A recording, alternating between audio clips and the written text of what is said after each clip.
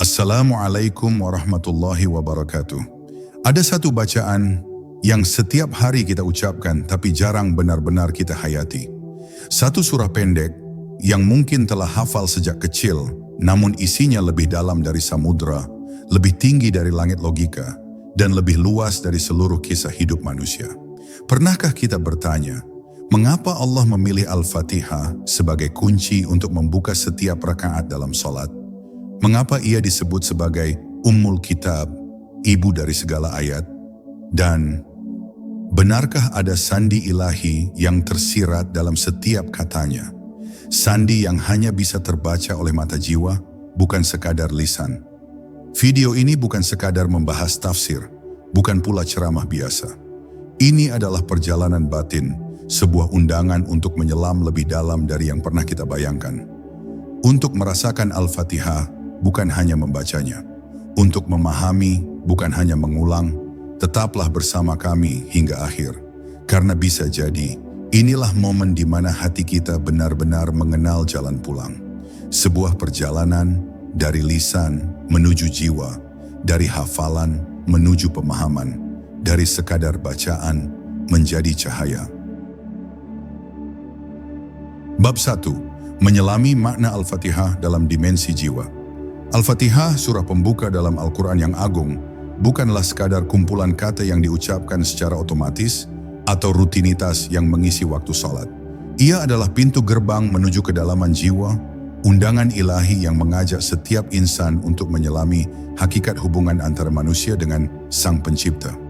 Membaca Al-Fatihah dengan mata jiwa berarti membuka ruang di dalam hati, di mana makna-makna suci yang terkandung dalam setiap lafaznya tidak hanya diterima sebagai suara, melainkan dirasakan sebagai getar kehidupan yang meresap ke dalam seluruh eksistensi. Dalam kesunyian batin, tiap kata mengalir seperti sungai kebijaksanaan, menghapus segala debu duniawi yang menutupi cahaya nurani, sehingga jiwa kita dapat melihat Tuhan bukan sebagai sosok jauh yang abstrak, melainkan sebagai cahaya yang hadir dan bersemayam dalam setiap detik dan hela nafas. Lebih jauh lagi, Al-Fatihah mengajak kita untuk melepas segala persepsi dangkal yang hanya memandang doa sebagai kewajiban lisan tanpa esensi.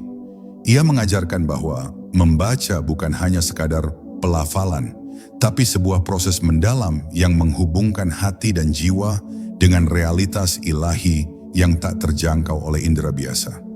Saat kita membacanya dengan kesadaran penuh, kita mulai menyadari bahwa setiap kalimat adalah getaran energi yang mengalirkan rahmat, membangkitkan kesadaran, dan menuntun kita pada sebuah perjalanan spiritual yang mengikis kebingungan dan kesesatan. Ini adalah seni mendengarkan kata-kata suci dengan mata hati, sebuah meditasi yang menuntun kita pada kesadaran yang lebih tinggi, di mana lisan dan hati berpadu dalam satu irama doa yang tulus dan penuh makna. Dalam setiap ayat tersembunyi lapisan makna yang saling melengkapi dan menguatkan satu sama lain. Misalnya ketika kita mengucapkan Alhamdulillahirrabbilalamin, kita tidak sekadar bersyukur atas segala sesuatu, tapi juga mengakui secara sadar bahwa segala sesuatu yang ada dari jagat raya yang luas hingga kehidupan terkecil di dalam diri kita adalah manifestasi dari kebesaran dan kekuasaan Tuhan yang Maha Esa. Ini adalah pengakuan yang menggetarkan jiwa, membangkitkan rasa kagum dan hormat yang dalam terhadap ciptaannya, sekaligus menumbuhkan rasa tanggung jawab untuk hidup selaras dengan hukum dan kehendaknya. Dengan demikian, Al-Fatihah bukan hanya doa, melainkan cermin spiritual yang memantulkan kembali kehadiran Tuhan dalam setiap aspek kehidupan kita. Namun, menyelami makna Al-Fatihah dengan mata jiwa bukanlah perjalanan yang mudah. Ia memerlukan kesungguhan dan ketekunan untuk menyelami makna yang lebih dalam di balik kata-kata yang tampak sederhana. Kita diajak untuk membebaskan diri dari kebisingan dunia, melepaskan segala prasangka dan penilaian, agar kita bisa hadir dengan hati yang terbuka dan jiwa yang tenang. Hanya dalam kesunyian dan keheningan itulah makna sejati dapat menembus, dan doa ini menjadi sumber kekuatan yang menguatkan setiap lapisan kesadaran kita. Membaca Al-Fatihah dengan jiwa berarti membiarkan doa itu menuntun kita ke dalam keheningan yang penuh cahaya, sebuah kondisi spiritual di mana kita benar-benar bertemu dengan Tuhan dalam kehangatan dan kedekatan. Pada akhirnya, Al-Fatihah mengajarkan kita bahwa membaca doa adalah sebuah seni hidup, bukan sekadar kewajiban. Ia adalah panggilan ilahi yang mengundang kita untuk menyelaraskan pikiran, hati, dan jiwa dalam satu kesatuan yang utuh. Ketika kita mampu membaca dengan mata jiwa, Al-Fatihah menjadi sumber inspirasi, kekuatan, dan pencerahan yang membimbing kita melewati gelombang kehidupan dengan ketenangan dan kebijaksanaan. Dengan demikian, perjalanan ini bukan hanya tentang membaca, tetapi mengalami doa itu sendiri. Sebuah pengalaman transformatif yang menuntun kita pada kedamaian batin dan hubungan suci yang lebih dalam dengan Sang Maha Pengasih dan Penyayang. Bab 2, Bismillah, kode awal yang menyambung langit dan bumi. Dalam setiap langkah yang penuh makna, kata Bismillah adalah pintu awal. Ia bukan sekadar pembuka, melainkan sandi ilahi yang merangkai kehendak manusia dengan kehendak Tuhan. Ketika seseorang mengucapkan Bismillahirrahmanirrahim, ia sedang menyerahkan diri pada suatu kekuatan yang lebih besar dari segala keterbatasannya.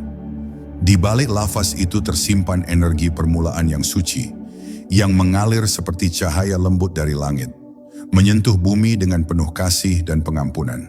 Dalam keheningan batin, Bismillah menjadi jembatan antara keterpisahan dan penyatuan, antara hamba yang mencari dan Tuhan yang selalu hadir, menunggu dalam sunyi dengan cinta yang tak bersyarat. Namun dalam hiruk-pikuk dunia modern, kita sering melafalkan Bismillah hanya sebagai kebiasaan, kehilangan daya hidup yang terkandung di dalamnya. Padahal kata ini bukan sekadar pembuka aktivitas, tapi sebuah penegasan bahwa segala yang kita lakukan berada dalam orbit rahmat Tuhan. Dengan kesadaran ini, setiap tindakan berubah menjadi ibadah, setiap gerakan menjadi doa yang tak terucap.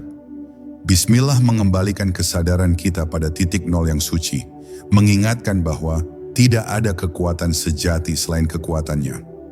Maka siapapun yang benar-benar menyebutnya dengan kesadaran utuh, sedang mengundang langit turun ke bumi, menjadikan kehidupannya bukan sekadar urusan dunia, melainkan jalan suci menuju kebeningan jiwa. Makna terdalam dari Bismillah juga menunjukkan bahwa kasih dan sayang adalah fondasi dari segala ciptaan.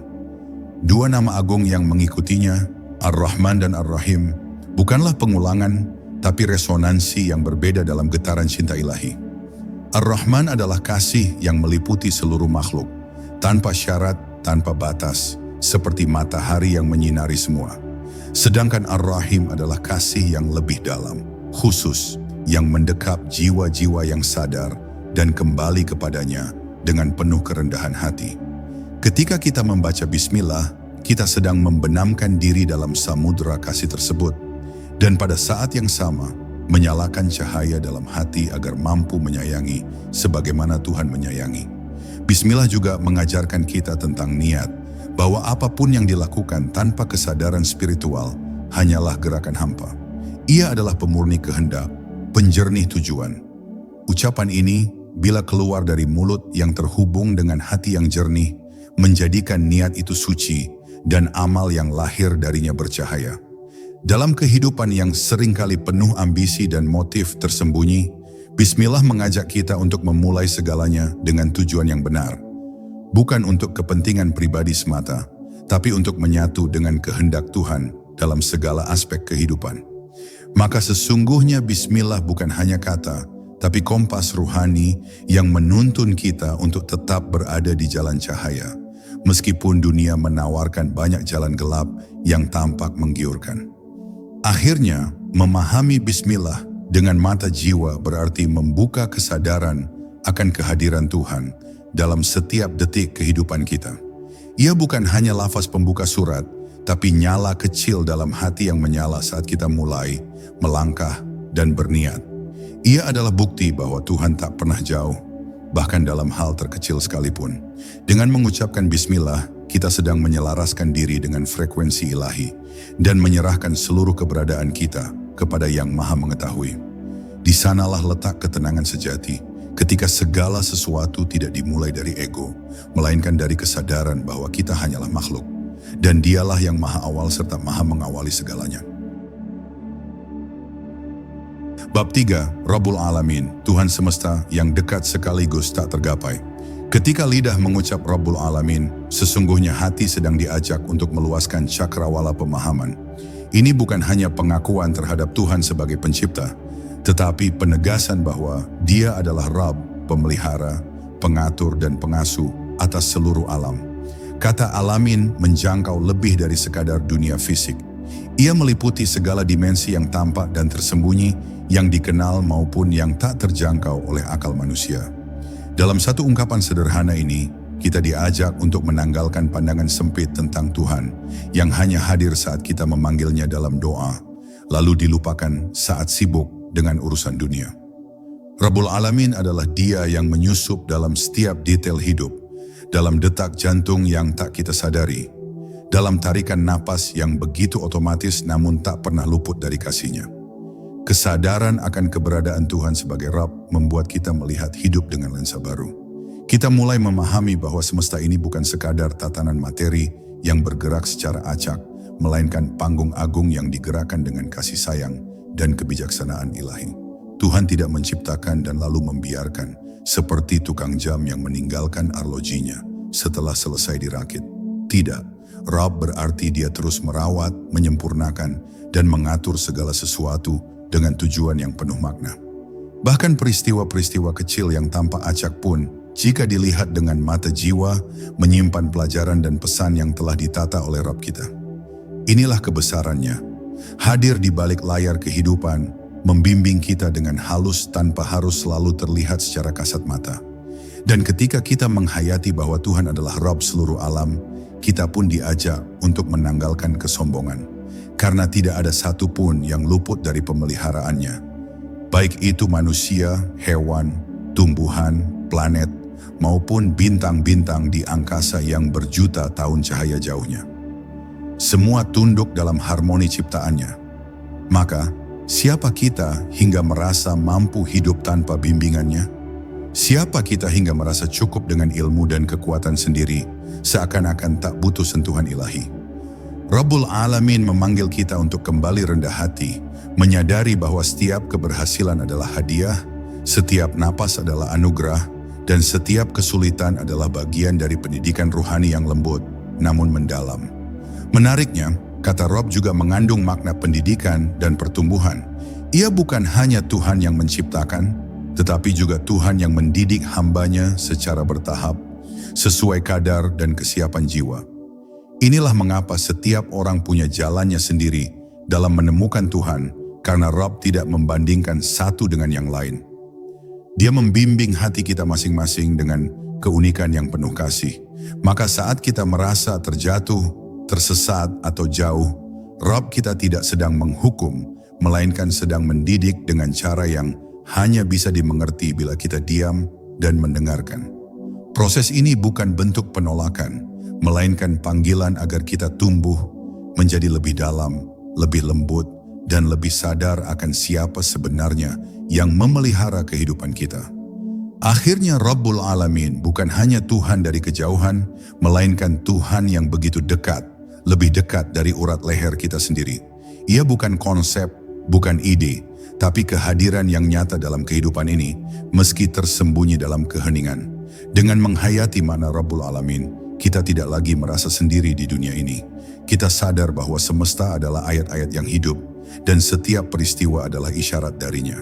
Disinilah letak kebijaksanaan sejati, membaca dunia bukan sebagai sekadar tempat tinggal, tapi sebagai pesan cinta dari Tuhan yang terus memelihara dan membimbing. Bab 4, Ar-Rahman Ar-Rahim, getaran kasih semesta yang menghidupkan.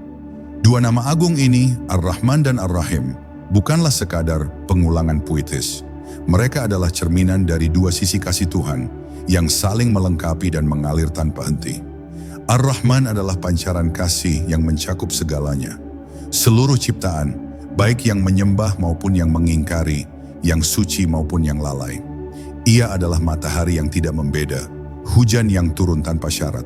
Dalam nama ini Tuhan menunjukkan bahwa keberadaan kita diliputi oleh cinta yang tak memerlukan alasan, tak menuntut kelayakan. Sementara Ar-Rahim lebih halus, lebih mendalam. Ia adalah kasih yang meresap ke dalam relung hati hamba-hamba yang sadar, yang berserah dan merindukan kehadirannya. Inilah kasih sayang yang memeluk dalam keheningan, yang membasuh luka dengan kelembutan yang tidak terlihat. Kita hidup di dunia yang seringkali kering dari empati, tempat kata-kata mudah melukai dan tindakan manusia kerap kehilangan rasa. Namun dalam setiap ayat, terutama saat kita menyebut Ar-Rahman Ar-Rahim, kita diingatkan bahwa fondasi semesta ini bukan kekuasaan yang menindas, melainkan kasih yang memelihara. Dunia dengan segala kedukaannya tetap berdiri di atas kehendak cinta Tuhan yang tak putus-putus. Bahkan saat manusia jatuh, terpuruk, tersesat, atau menodai fitrah jiwanya sendiri, nama-nama ini tetap bergema, bukan sebagai vonis, melainkan sebagai panggilan pulang. Sebab kasih Tuhan tidak seperti kasih manusia yang bersyarat. Ia lebih menyerupai pelukan seorang ibu kepada anaknya, bahkan lebih lembut dari itu. Tuhan tidak mencintai karena kita sempurna. Tuhan mencintai karena Dia adalah cinta itu sendiri. Mengucapkan Ar-Rahman Ar-Rahim dalam salat atau doa seharusnya membuat kita berhenti sejenak.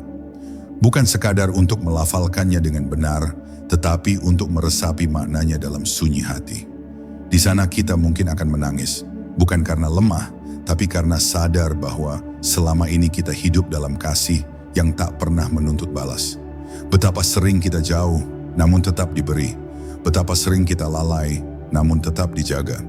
Di titik ini kita tidak lagi melihat Tuhan sebagai hakim yang menanti kesalahan, tetapi sebagai kasih yang tidak pernah pergi, meski kita sering berpaling. Kesadaran ini mengubah cara kita menjalani hidup. Kita menjadi lebih lembut, lebih pemaaf, dan lebih berbelas kasih, karena kita telah disentuh oleh kasih yang hakiki. Lebih dari itu, dua nama ini adalah ajaran hidup. Ar-Rahman mengajarkan kita untuk mencintai tanpa batas, memberi tanpa menghitung untung rugi, menolong tanpa memilih siapa. Ia menginspirasi tindakan sosial, kepedulian kepada sesama, bahkan kepada mereka yang berbeda keyakinan atau tak mengenal balas budi. Sementara Ar-Rahim menuntun kita untuk menjaga hubungan yang dalam, penuh keikhlasan dan perhatian halus kepada orang-orang terdekat, keluarga, sahabat, dan mereka yang berada dalam lingkaran batin kita. Kedua nama ini bukan hanya sifat Tuhan, tapi juga cermin sifat yang seharusnya tumbuh dalam diri manusia yang ingin dekat dengannya. Mereka adalah pedoman tentang bagaimana mencintai dunia ini tanpa menjadi tawanan dunia. Maka, setiap kali kita mengucapkan Ar-Rahman Ar-Rahim, biarlah bukan sekadar suara yang keluar dari lisan, melainkan kesadaran yang bangkit dalam jiwa. Biarlah hati kita tergerak untuk mengubah cara melihat dunia, dari kecurigaan menjadi kepercayaan, dari kekerasan menjadi kelembutan, dari kemarahan menjadi pemahaman. Bab 5, Malik Yaumiddin, waktu, kekuasaan, dan hari yang tak bisa dibohongi. Dalam perjalanan spiritual yang halus dan penuh kesadaran, kita akhirnya tiba pada pengakuan yang tak bisa ditawar. Malik Yaumiddin, sang pemilik hari pembalasan. Kalimat ini membawa kita dari ruang duniawi yang sempit menuju cakrawala keabadian. Kita dihadapkan pada satu hari, satu momen mutlak, di mana tidak ada lagi topeng, tidak ada lagi kata-kata manis, tidak ada lagi pencitraan. Di sana, yang berbicara bukanlah lisan, melainkan amal. Kalimat ini bukan sekadar ancaman atau pengingat akan hukuman, tetapi lebih dari itu. Ia adalah panggilan untuk hidup dengan kesadaran bahwa semua yang kita lakukan, sekecil apapun, memiliki gema di alam keabadian. Kita tidak sedang hidup tanpa arah. Kita sedang berjalan menuju sebuah perjumpaan, dan Al-Fatihah menuntun kita untuk tidak melupakan arah itu. Mengucapkan Malik Yaumiddin dengan mata jiwa membuka tabir tentang waktu yang sering kita anggap milik sendiri. Kita merasa bisa mengatur, mengulur, bahkan menunda perubahan diri. Namun dalam kalimat ini, kita diingatkan bahwa ada hari di mana semua waktu berhenti tunduk pada satu kekuasaan, Tuhan sebagai Raja yang mutlak. Ia bukan sekadar Raja simbolik, tetapi penguasa sejati atas segala konsekuensi.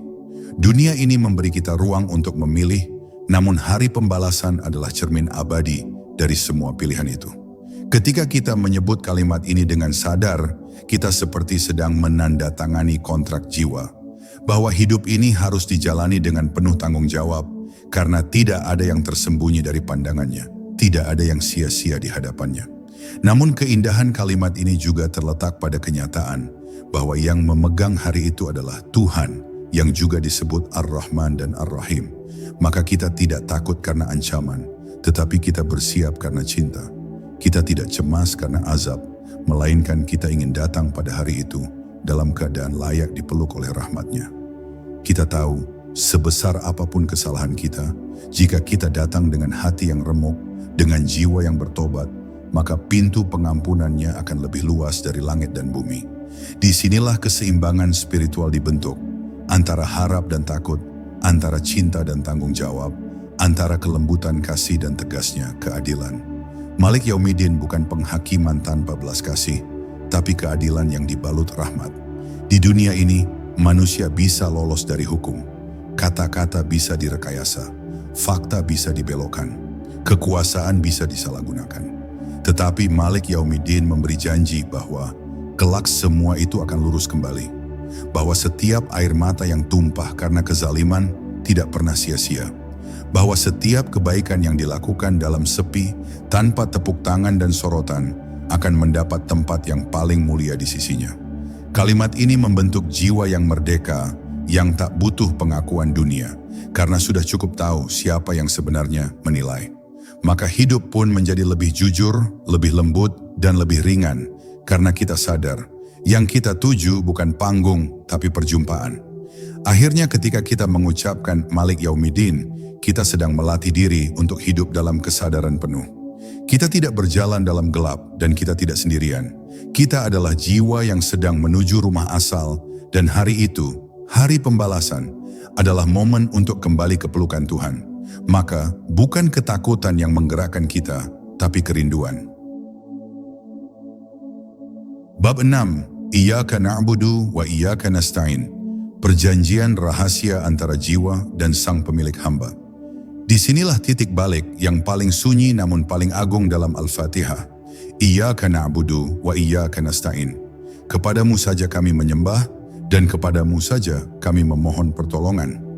Kalimat ini seperti ikrar yang tidak diucapkan oleh lidah saja, melainkan disampaikan oleh jiwa kepada Tuhannya, dalam kerendahan total dan kesadaran bahwa semua penghambaan yang sejati bermuara hanya pada satu arah. Di sini tidak ada lagi kepura-puraan. Tidak ada lagi niat tersembunyi. Hamba berdiri telanjang di hadapan Rabb-Nya, membawa seluruh kelemahan dan harapannya, dan berkata dengan suara batin yang jujur, "Aku milikmu, aku tak mampu tanpamu." Dalam ayat ini, seluruh ego runtuh, seluruh ilusi kekuatan pribadi melebur, menjadi pengakuan utuh bahwa hidup ini adalah ketergantungan yang indah.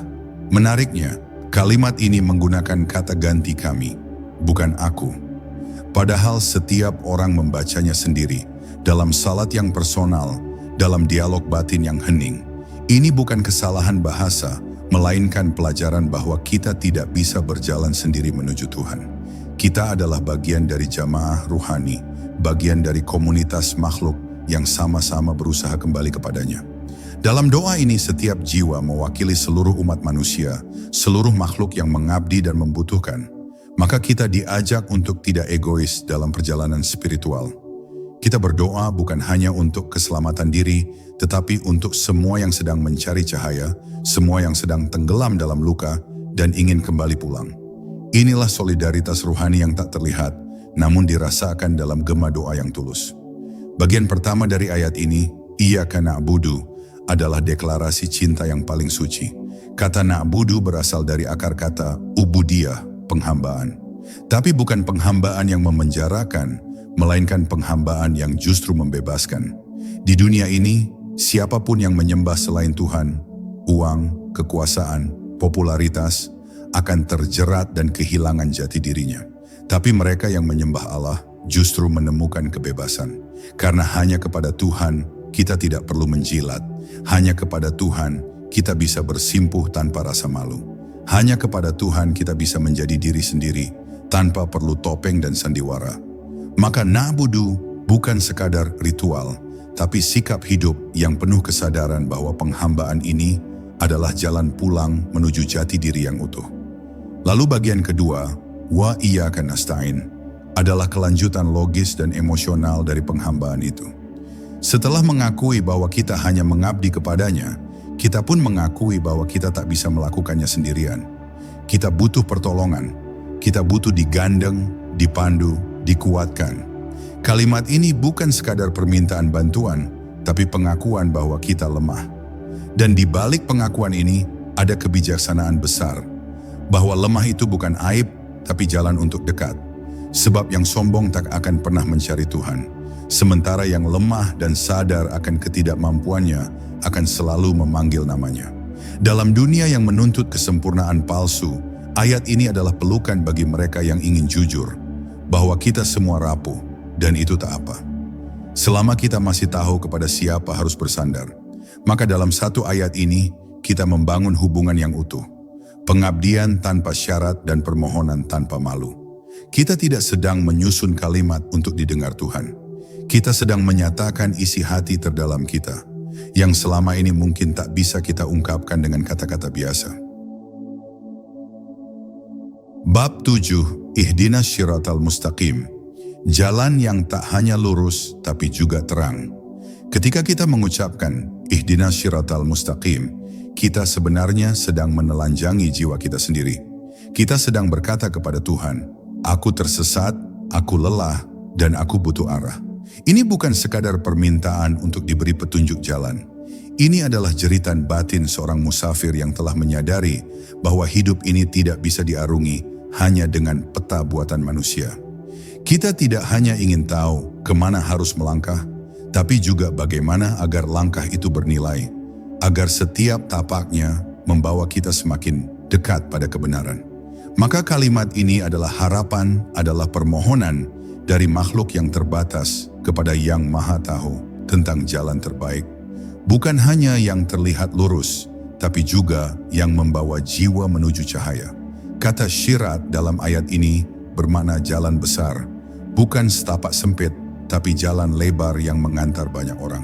Ia kokoh, luas, dan tidak mudah digelincirkan oleh arus zaman. Tapi jangan keliru. Jalan lurus yang kita minta ini bukan berarti jalan tanpa ujian. Justru seringkali jalan lurus adalah jalan yang paling sunyi, paling menantang, dan paling tak dimengerti oleh dunia. Karena jalan ini bukan tentang kenikmatan sesaat, tapi tentang makna yang bertahan. Maka memohon petunjuk jalan yang lurus adalah keputusan yang berani. Artinya, kita siap menjalani hidup yang jujur, meskipun sunyi. Kita siap menempuh kebenaran, meskipun sendiri. Kita siap berjalan dalam keheningan keyakinan, meskipun dunia mencemuh. Dan mustaqim bukan hanya berarti lurus secara fisik, tapi juga lurus dalam nilai, dalam arah, dalam tujuan. Jalan ini bukan tentang kecepatan, tapi tentang ketepatan. Ia adalah jalan para pencari kebenaran yang tidak tergesa, yang sabar menapaki setiap inci tanah kehidupan. Kita memintanya setiap hari karena kita tahu bahwa betapa mudahnya tersesat. Dunia ini penuh jalan yang tampak benar tapi sesat, penuh cahaya palsu yang menipu pandangan. Maka ihdina, tunjukkanlah kami. Sebab kita tahu, mata bisa tertipu, logika bisa goyah, hati bisa dilenakan. Dan hanya petunjuk dari Tuhan yang membuat kita tetap tegak, tetap sadar, tetap hidup dalam cahaya yang benar. Menariknya, ayat ini datang setelah kita mengakui bahwa hanya kepadanya kita menyembah dan hanya kepadanya kita meminta pertolongan. Artinya, permohonan untuk ditunjukkan jalan ini bukan karena kita bodoh, tapi karena kita rendah hati. Bahkan orang bijak sekalipun butuh bimbingan. Bahkan ulama yang hafal kitab pun bisa tersesat bila hatinya tertutup. Maka ayat ini menampar keangkuhan spiritual yang sering menyelinap dalam diri manusia. Ia menundukkan kesombongan intelektual. Ia mengingatkan bahwa tanpa petunjuk Tuhan, ilmu hanya menjadi beban. Tanpa cahayanya, ibadah hanya menjadi rutinitas kosong. Karena yang memberi nilai bukanlah banyaknya amal, tapi arah dan keikhlasannya. Maka ketika kita membaca Ihdinas Syiratal Mustaqim, kita sedang belajar rendah hati, belajar menggantungkan arah hidup bukan pada kebijaksanaan diri, tapi pada bimbingan ilahi. Kita mengakui bahwa setiap hari, setiap langkah, kita butuh dituntun ulang. Bab 8. Syiratal ladzina an'amta alaihim. Meniti jejak para kekasih Tuhan. Kalimat ini adalah lanjutan langsung dari permohonan petunjuk yang kita ucapkan sebelumnya. Tapi kali ini bukan sekadar memohon arah, melainkan arah yang telah terbukti benar. Syiratal ladzina an'amta alaihim. Jalan orang-orang yang telah Engkau anugerahi nikmat. Ini adalah penguatan bahwa jalan lurus bukanlah teori abstrak, melainkan sesuatu yang telah dilalui, disaksikan, dan dicontohkan oleh manusia-manusia pilihan. Kita tidak berjalan dalam kehampaan. Kita sedang melangkah mengikuti jejak para pencinta sejati Tuhan, para nabi, para syidiqin, para syuhada, dan orang-orang saleh. Mereka bukan legenda mati, mereka adalah peta hidup. Dan ketika kita memohon jalan seperti mereka, kita sedang berkata dalam hati, "Ya Allah, jadikan aku seperti mereka, walau sekecil apapun bekasnya." Kata an'amta yang Engkau beri nikmat, bukan sembarang nikmat dunia. Ini bukan soal kekayaan, jabatan, atau popularitas. Ini tentang nikmat hidayah, nikmat istiqamah, nikmat keimanan yang kokoh meski diterpa badai dunia. Kita sedang memohon agar diberi bagian dalam nikmat batin itu. Nikmat mengenal kebenaran dan hidup di dalamnya. Nikmat yang membuat para nabi sabar dalam kesendirian. Nikmat yang membuat para wali tetap teduh walau dihina. Nikmat yang membuat hati tenang walau dunia menolak. Maka ketika kita menyebut kalimat ini, kita sedang memohon bukan jalan yang mudah, tapi jalan yang benar, sekalipun berliku. Jalan yang penuh keberanian, walau sepi. Jalan yang mungkin tak mewah, tapi penuh makna. Lihat bagaimana Allah menyandingkan jalan ini dengan mereka yang telah diberi nikmat. Ini adalah pengakuan bahwa kita butuh teladan. Kita tidak bisa belajar hidup hanya dari teori. Kita butuh wajah-wajah yang telah lebih dulu menapaki jalan iman, yang bisa kita ikuti dengan rasa aman. Dan Al-Fatihah mengajarkan bahwa sejarah bukan untuk dikenang sebagai cerita masa lalu. Ia adalah kompas. Maka para nabi bukan sekadar dongeng, mereka adalah mercusuar. Para wali bukan mitos, mereka adalah arah. Kita tidak diminta menjadi mereka sepenuhnya, tapi kita diminta untuk menapaki langkah mereka. Sesuai kemampuan, sesuai kadar kita. Karena dalam mengikuti jejak itu, kita pun sedikit demi sedikit akan diberi rasa dari nikmat yang sama. Tapi jangan salah, kalimat ini juga membawa konsekuensi besar. Ketika kita meminta jalan orang-orang yang telah diberi nikmat, kita juga harus siap menanggung ujian yang pernah mereka tanggung. Sebab jalan ini, seperti mereka alami, bukan jalan yang bebas dari luka. Tapi luka itu suci. Mereka yang menapaki jalan ini bukanlah yang paling sempurna amalnya, tapi yang paling jujur hatinya. Maka ketika kita mengucapkan kalimat ini, kita sedang berjanji dalam diam, bahwa kita tidak akan mundur ketika jalan ini mulai berat. Bahwa kita akan tetap melangkah meski pelan. Karena kita tahu, ini jalan para kekasih Tuhan. Dan tak ada kehormatan yang lebih besar daripada menjadi bagian kecil dari barisan itu. Pada akhirnya, syiratal ladzina an'amta alaihim adalah ekspresi kerinduan. Rindu akan kehidupan yang penuh makna, rindu akan jiwa yang kokoh dalam badai, rindu akan kedekatan dengan Tuhan sebagaimana yang dirasakan para kekasihnya. Kita tidak meminta dunia mereka, kita hanya ingin ruh mereka hidup dalam langkah kita. Dan inilah keagungan Al-Fatihah.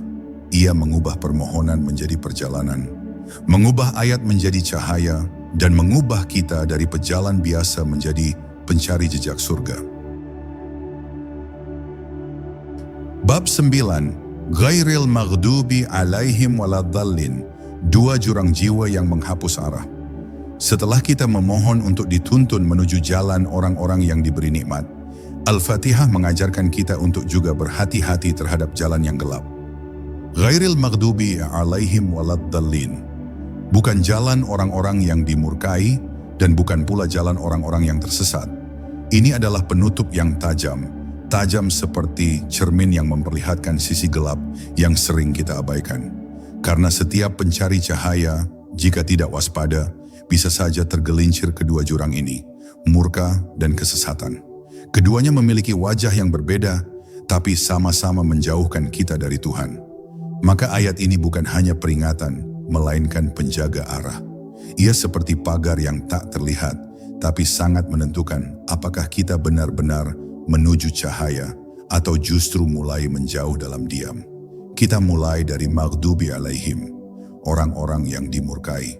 Mereka bukan orang yang tidak tahu, justru sebaliknya. Mereka tahu tapi menolak. Mereka paham kebenaran tapi memilih membelakanginya. Ini adalah tragedi intelektual yang menyedihkan. Ketika ilmu tidak membawa pada kerendahan hati, tetapi pada kesombongan. Mereka bisa hafal kitab, bisa bicara indah tentang Tuhan, tapi hatinya kosong dari rasa tunduk. Mereka menggantikan kehambaan dengan arogansi spiritual. Maka kemurkaan Allah bukan turun pada ketidaktahuan, melainkan pada penolakan sadar atas kebenaran. Kita belajar dari bagian ini bahwa mengetahui belum tentu menyelamatkan. Hanya mereka yang mau merendah kepada kebenaran yang benar-benar mendapat petunjuk. Kemudian datanglah dalin, orang-orang yang tersesat. Mereka ini bukan karena menolak, tapi karena tidak tahu. Mereka berjalan, tapi tanpa cahaya. Mereka mungkin ikhlas, mungkin penuh semangat, tapi arahnya melenceng jauh. Mereka seperti pelaut tanpa kompas. Semangat yang besar, tapi tanpa pengetahuan yang benar, justru menjerumuskan ke dalam kesalahan yang dalam. Maka di sisi lain dari jalan iman, kita diingatkan, keikhlasan saja tidak cukup. Kita juga perlu ilmu, perlu bimbingan, perlu petunjuk yang benar. Tanpa itu kita akan kelelahan mengejar cahaya yang sebenarnya hanyalah fata morgana. Dan betapa banyak jiwa yang baik hati, tapi tersesat karena tidak tahu kepada siapa mereka berjalan. Ayat ini menegaskan bahwa jalan kebenaran bukan hanya soal keinginan baik, tapi juga soal arah dan kesadaran. Jangan menjadi orang yang dimurkai karena tahu tapi sombong, dan jangan menjadi yang tersesat karena semangat tapi buta. Maka Al-Fatihah menuntun kita pada keseimbangan ruhani antara ilmu dan keikhlasan, antara pengakuan dan pencarian. Kita tidak cukup hanya merasa benar. Kita juga harus terus-menerus mengevaluasi arah. Karena dalam dunia yang gemerlap, banyak jalan yang terlihat indah, tapi membawa kepada kehilangan. Dan dalam hidup yang kompleks ini, tidak ada doa yang lebih penting daripada perlindungan dari dua jurang ini. Bab 10, Al-Fatihah, ketika doa menjadi jalan pulang. Di ujung setiap bacaan Al-Fatihah, kita kembali ke satu titik yang sama, keheningan. Tapi keheningan itu bukan kosong. Ia penuh gema. Gema doa, gema harap, gema rindu seorang jiwa yang tersadar bahwa ia bukan sedang membaca ayat biasa. Ia sedang menapak sebuah jalan. Jalan yang dimulai dari pujian, diwarnai dengan pengakuan, diliputi permohonan, dan diakhiri dengan penjagaan. Al-Fatihah bukan sekadar surah pembuka. Ia adalah simpul. Simpul antara hati yang kecil dengan Tuhan yang Maha Besar. Ia seperti pintu tak kasat mata yang terbuka pelan setiap kali kita mengucapkannya dengan kesadaran utuh. Dan saat pintu itu terbuka, kita berdiri bukan hanya sebagai pembaca kitab, tapi sebagai musafir jiwa yang sedang pulang. Setiap ayatnya menata ulang hati yang berantakan. Setiap katanya membongkar lapisan-lapisan ego yang lama mengeras. Dan semakin dalam kita menyelaminya, semakin kita sadar bahwa Al-Fatihah bukan untuk dibaca dengan mulut semata. Ia harus dibaca dengan luka, dengan tanya, dengan rindu, dengan air mata yang diam. Maka mereka yang membaca Al-Fatihah bukan hanya sedang berdoa, mereka sedang menyembuhkan. Mereka sedang berbicara dengan sisi paling sunyi dari hidup. Karena pada akhirnya, setiap jiwa yang lelah hanya ingin satu hal, arah yang membawa pulang. Dan Al-Fatihah adalah peta pulang itu, bukan hanya ke surga, tapi ke dalam kedamaian diri yang selama ini hilang. Lihatlah bagaimana surah ini disusun, pujian, pengakuan, permohonan, pembeda, penjagaan, 5 fondasi yang, jika direnungkan, membentuk struktur dasar dari setiap perjalanan spiritual yang sejati. Kita diajak untuk mengenal Tuhan, lalu mengenal diri. Kita diminta untuk mengaku lemah, lalu memohon pertolongan. Kita diberi contoh jalan, lalu diperingatkan tentang bahaya arah yang salah. Semua itu dibingkai dalam satu tarikan napas rohani. Maka Al-Fatihah bukan hanya sekumpulan kata. Ia adalah ritual jiwa. Ia bukan bacaan wajib, melainkan napas rohani harian yang terus-menerus menyucikan orientasi hidup kita. Dan mereka yang benar-benar hidup dengan Al-Fatihah, tidak akan pernah kehabisan arah. Begitu banyak yang membaca Al-Fatihah, tapi hanya sedikit yang benar-benar berjalan bersamanya. Karena yang diperlukan bukan hanya suara, tapi jiwa yang hadir. Kita tidak sedang meminta rezeki, pasangan, pekerjaan, atau dunia. Kita sedang meminta arah, dan siapa yang tahu arah lebih baik daripada Dia yang menciptakan jalan? Maka bacaan ini adalah bentuk tertinggi dari tawakal, menyerahkan seluruh rute hidup pada Dia yang tahu persis di mana ujung dari segala pencarian. Dan dalam penyerahan itu, kita tidak kehilangan kendali. Kita justru menemukan ketenangan. Karena kita sadar, kita tidak sendiri dalam perjalanan ini. Kita dibimbing, dijaga, dan dicintai. Maka setelah menyelesaikan Al-Fatihah, kita tidak keluar sebagai orang yang sama seperti ketika kita mulai membacanya. Sesuatu telah berubah walau tak terlihat. Ada beban yang luruh, ada kabut yang menguap, ada luka yang mulai sembuh, dan semua itu dimulai dari 7 ayat yang pendek dalam tulisan, tapi luas seperti samudra dalam makna. Al-Fatihah bukan untuk ditamatkan, ia untuk diulang. Karena setiap pengulangan bukan pengulangan sebenarnya.